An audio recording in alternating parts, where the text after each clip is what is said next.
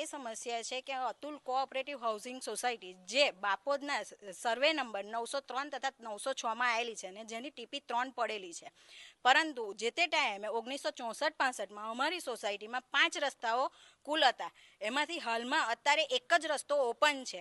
જે રાજકારણીઓ છે એમની વખતથી અમુક લોકોએ પોતાના મકાનો આખા બાંધી દીધેલા છે, જેના કારણે કોઈ ફાયરની ગાડી કે એમ્બ્યુલન્સ આવી શકતી નથી. હાલમાં 1/8/2023ના રોજ ખેંચનો બનાવ બનેલો, વ્યક્તિ બેભાન થઈ ગયેલું, તો એમ્બ્યુલન્સ ન આવવાના કારણે પોતાની પર્સનલ ગાડીમાં લોકોને સાઈડ આપો કરીને અમારે તાત્કાલિક માણસને પહોંચાડવો પડ્યો હતો હોસ્પિટલ. એવા ટાઈમે જો એ વ્યક્તિનું મૃત્યુ થયું હોત તો એના માટે કોણ જવાબદાર? સોસાયટીના પ્રમુખ ઉપપ્રમુખ, જે તે દબાણકર્તાઓ, કોર્પોરેશન, ગૃહમંત્રી, રાજ્યમંત્રી કે કેન્દ્ર સરકાર? કેન્દ્ર સરકાર જ્યારે હવે આકસ્મિક બનાવો બને છે ત્યારે 50,000 2 લાખની સહાય આપીને છોડી દે છે, તો આજે ભારતીય નાગરિક તરીકેનું 2 લાખની જ છે કિંમત વ્યક્તિની. આની રજૂઆત 1991થી લઈને અત્યાર સુધીમાં કોર્પોરેશનમાં મુખ્યમંત્રીને ઘણી બધી વાર કરવામાં આવી છે. હાલમાં સીએમઓ ઓનલાઈન પણ 2 વખતે કરવામાં આવી છે, પણ હાલ સુધી અમારી સમસ્યાનો કોઈ જ અંત આવ્યો નથી. પાલિકા તંત્ર દ્વારા હાલ અમને એવો જવાબ આપવામાં આવે છે કે હમણાં જે પણ રાજકોટ ટીઆરપી મોલકાંડ થયું છે તો એની કામગીરીમાં અમે લોકો છે, એટલે હાલ અમે નોટિસ આપી શકતા નથી.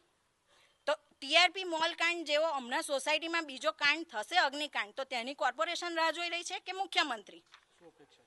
અમારી અપેક્ષા એ છે કે અમારા જે પણ મંજૂર થયેલા રસ્તાઓ છે તે અમને અવર જવર માટે અને ખાસ કરીને તો ફાયરની ગાડી અને એમ્બ્યુલન્સ માટે જે બેઝિક જરૂરિયાત છે અને ભારતીય નાગરિક તરીકેનો અમારો મૂળભૂત અધિકાર છે તે અમને મળવો જોઈએ.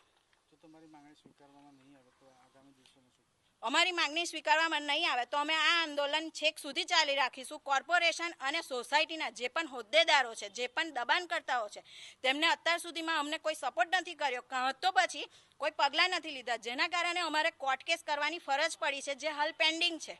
કોર્ટમાંથી પંચકેસનો ઓર્ડર પણ થવાનો છે, જે હાલ પેન્ડિંગ છે, જેની ગુરુવારે તારીખ છે. કોર્પોરેશન તરફથી જીપીએમસી એક્ટની 253-256 મુજબ અને 260(1) 260(2) મુજબની નોટિસ સોસાયટીને આપેલ છે, પણ સોસાયટી દ્વારા તેના કોઈ પગલાં લેવામાં આવેલા નથી.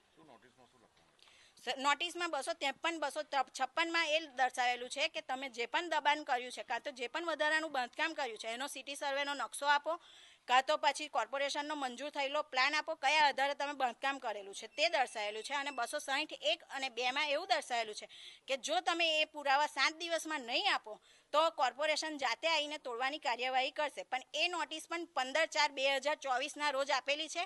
આજે તારીખ 11/6/2024 થયેલી છે.